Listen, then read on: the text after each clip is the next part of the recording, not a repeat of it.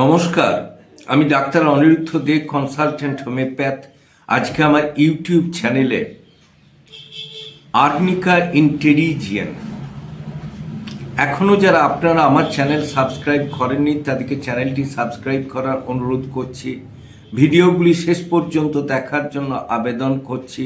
প্রয়োজনে 9434183198 যোগাযোগ করার জন্য বলে রাখছি। আর্নিকা ইন্টেরিজিয়ান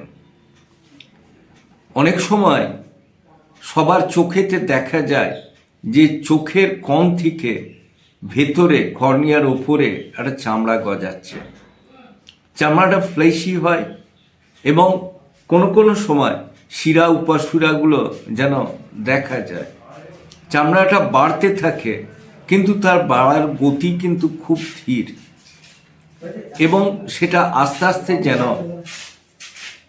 কর্নিয়াকে যেন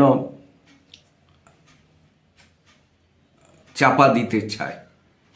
কোনো ডাক্তারবাবুকে যদি আপনি দেখান, মানে চোখের ডাক্তারবাবু, ওনারা বলবেন যে ওই জায়গায় একটা পকেট করে মাংসটা ঢুকিয়ে দিতে হবে, তারপরে যদি আবার বাড়ে তখনও পকেট করে ঢোকাতে হবে।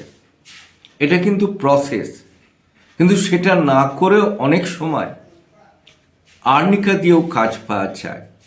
আমরা যদি আর্নিকার লক্ষণগুলো পেয়ে থাকি এবং সেক্ষেত্রে যদি আর্নিকা মন্টানা দিই, সেটা লোয়ার না হায়ার পোটেন্সি হবে সেটা যিনি দেখছেন তিনি চয়েস করবেন। এবং সেক্ষেত্রে আর্নিকা দিলে ইট প্রিভেন্টস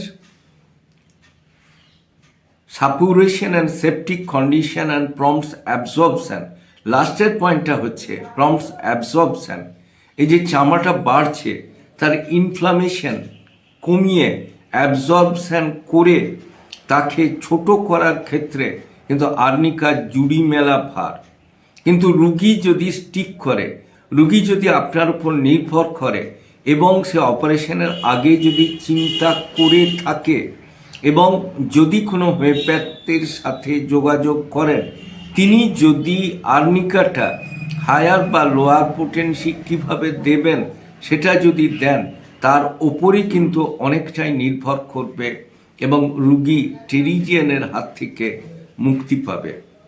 তবে কখনোই নিজে ওষুধ ব্যবহার না করে ডাক্তারবাবুর সাথে যোগাযোগ করে করলে আরও ভালো কাজ পাবেন এবং আপনি উপকার পাবেন।